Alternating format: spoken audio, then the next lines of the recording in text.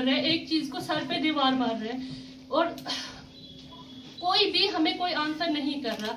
अब आप ही बोलिए, हम अगर रोडों पे बैठेंगे निकलेंगे, अगर आप लोग वही चाहते हैं तो हम वही करेंगे, लेकिन हमें शिनाख्त दीजिए, क्योंकि कश्मीर के हालात अब इतने बेहतर नहीं है कि हम घरों से बाहर भी निकले। यहाँ के लोकल के साथ जो हो रहा है उसको देख के हम लोग बहुत ज्यादा डर रहे हैं। या तो आप एक्सेप्ट कीजिए कि आपने बुलाया है और हम आए हैं, या तो फिर आप वापस भेजिए। अगर आप लोग हमें ऐसे एक्सेप्ट नहीं कर रहे, देखिए अगर आप लोग बोल रहे हैं कि हम लोग इलीगल बॉर्डर क्रॉस किया है, ठीक है, आप उसी हमें यहाँ से नेपाल भेजिए, हम नेपाल से खुद चले जाएंगे, लेकिन एटलीस्ट कुछ कीजिए। हमारे छोटे छोटे बच्चे, हमारे बच्चे बड़े हो रहे हैं, हम पे केसेस चल रहे हैं, हम हर दिन कोर्ट में होते हैं, हर दिन कोर्ट में होते हैं, हमारे बच्चों का फ्यूचर खराब हो रहा है। आप लोग कुछ तो कीजिए। हम लोगों पे फायर नेट लगाए तो क्यों लगाए? अगर आप लोगों ने बुलाया था, अगर आप लोग हम रॉन्ग वे से आए, आपने वो रूट अपनी रिहेबिलिटेशन पॉलिसी में नहीं दिया था, तो आप लोगों ने हमें नेपाल से एक्सेप्ट क्यों किया? आपने वहां से हमें वापस भेजना था। अब रुकने का कोई सवाल ही नहीं है। अब हम यहाँ पे डर रहे हैं, यहाँ के हालात जो हो रहा है हम देख के डर रहे हैं, हम लोग डिप्रेशन का शिकार हो रहे हैं, हमारे बच्चे डर रहे हैं यहाँ पे। मैडम जब आप कश्मीर आए तब? जी हाँ, हमारी कुछ लेडीज मिलने गई थी, तो उस टाइम पे उन्होंने हमसे मिलने और बात करने से इनकार किया था। महबूबा मुफ्ती ने भी, हम उनसे भी मिलने गए थे, खुद गवर्नर एलजी साहब से हम मिल के आए, उनको मेमोरेंडम दिया, उन्होंने बोला हम आपको कॉल करेंगे, लेकिन कोई आंसर आज तक किसी ने नहीं दिया।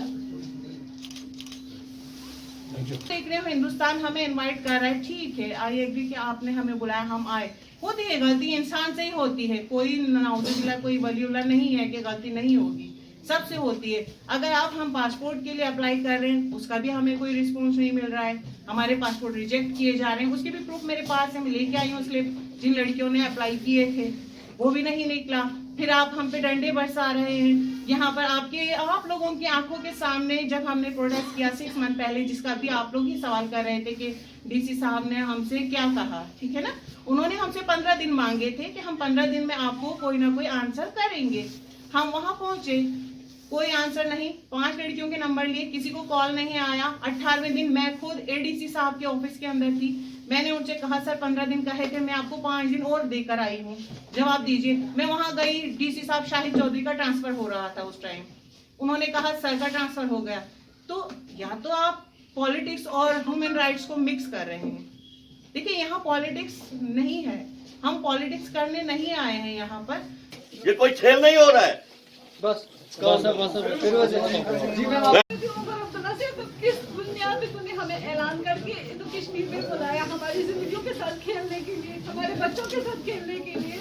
हमारे बच्चे स्कूलों में जाते हैं, बोलते हैं वहाँ पे तुम लोगों को नाम नहीं लेना कि हम पाकिस्तानी हैं, वहाँ पे बोलना नहीं हम कश्मीरी हैं तभी पढ़ाएंगे, वरना नहीं पढ़ाएंगे। हम फोन करते हैं, हमारे फोनों पे पाबंदियां होती हैं, हमारे फोन नंबर छीन लिए जाते हैं, सिमें छीन ली जाती है कि आप वहाँ पे कॉल नहीं कर सकते।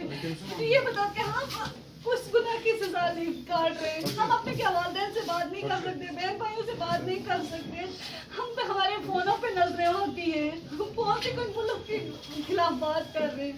मैं चाहती हूँ कि सिर्फ और सिर्फ उमर अब्दुल्ला मुझे इस चीज का जवाब दे, क्या मेरी वालदा से मुझे मिला सकता है, क्या वो मुझे मेरी वालदा ला के दे सकता है, मेरे वालिद साहब मुझे ला के दे सकते हैं, मेरा भाई मुझे ला के दे सकता है, मेरी बहन मुझे ला के वापस दे सकता है। मेरे 4 रिश्ते खूनी गुजर चुके हैं, मैं किसी को नहीं देख पाई, 2-2, 3-3 दिन के बाद मुझे खबर मिलती थी।